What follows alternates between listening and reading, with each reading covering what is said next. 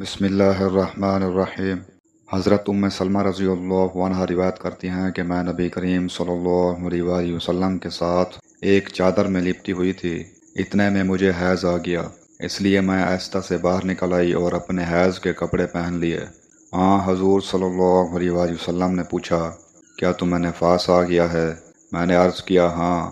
پھر مجھے آپ نے بلا لیا اور میں چادر میں آپ کے ساتھ لیٹ گئی۔ صحیح بخاری حدیث نمبر 298۔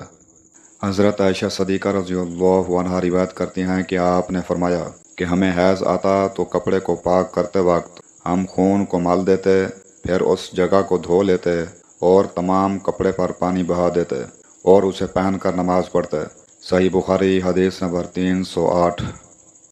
عطیہ روایت کرتی ہیں کہ ہمیں میت پر 3 دن سے زیادہ سوگ کرنے سے منع کیا جاتا تھا، لیکن شوہر کی موت پر 4 مہینے 10 دن کے سوگ کا حکم تھا۔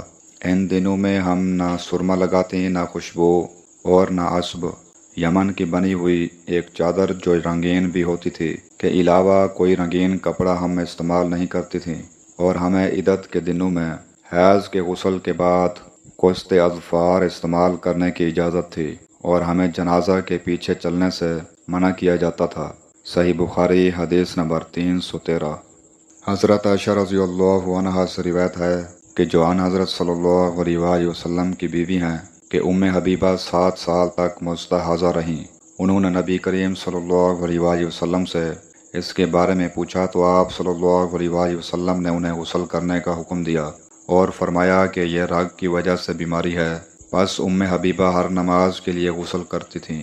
صحیح بخاری حدیث نمبر 327۔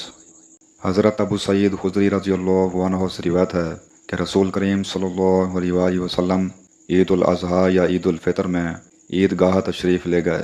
وہاں آپ عورتوں کے پاس سے گزرے اور فرمایا، اے عورتوں کی جماعت، صدقہ کرو، کیونکہ میں نے جہنم میں زیادہ تم ہی کو دیکھا ہے۔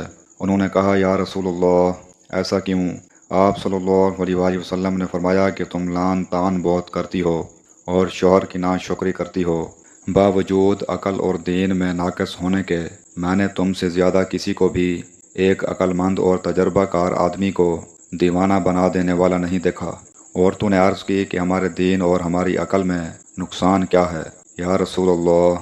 آپ صلی اللہ علیہ وآلہ وسلم نے فرمایا، کیا عورت کی گواہی مرد کی گواہی سے نصف نہیں ہے؟ انہوں نے کہا، جی ہے۔ آپ صلی اللہ علیہ وآلہ وسلم نے فرمایا، بس یہی اس کی عقل کا نقصان ہے۔ پھر آپ نے پوچھا، کیا ایسا نہیں ہے کہ جب عورت حیضہ ہو تو نہ نماز پڑھ سکتی ہے نہ روزہ رکھ سکتی ہے؟ عورتوں نے کہا، ایسا ہی ہے۔ آپ نے فرمایا کہ یہی اس کے دین کا نقصان ہے۔ صحیح بخاری حدیث نمبر 304۔